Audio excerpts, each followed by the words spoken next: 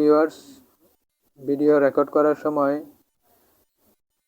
যদি শব্দ চলে আসে, সেটা বাহির থেকেও হতে পারে বা নিজের রুমের থেকেও হতে পারে, তাহলে আপনার ভিডিওটি কেমন হবে এই বিষয়ে আলোচনা করার জন্য আজকের এই ভিডিওটি করেছি।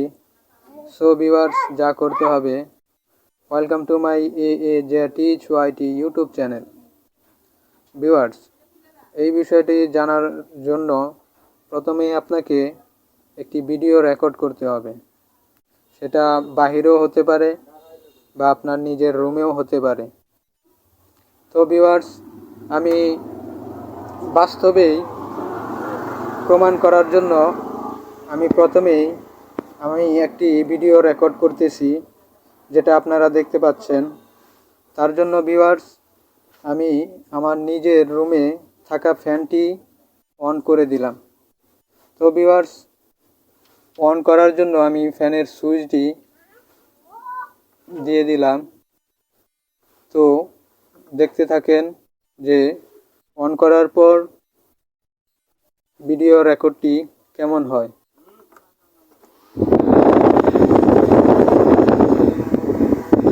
তো ভিউয়ার্স, আমার ফ্যানটি চলছে। আমার ফ্যানটি চলার পর আপনারা হয়তো শব্দটি শুনতে পাচ্ছেন, ফ্যানের শব্দটি, এবং আমার ভয়েসটাও শুনতে পাচ্ছেন।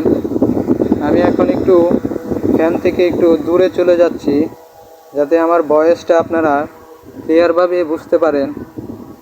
তো ভিউয়ার্স, পরবর্তী নতুন নতুন এরকম আপডেট ভিডিও পাওয়ার জন্য সাবস্ক্রাইব করে পাশে থাকা প্রেস দ্য বেল আইকন বাজিয়ে এই চ্যানেলের সাথে যুক্ত হতে পারেন।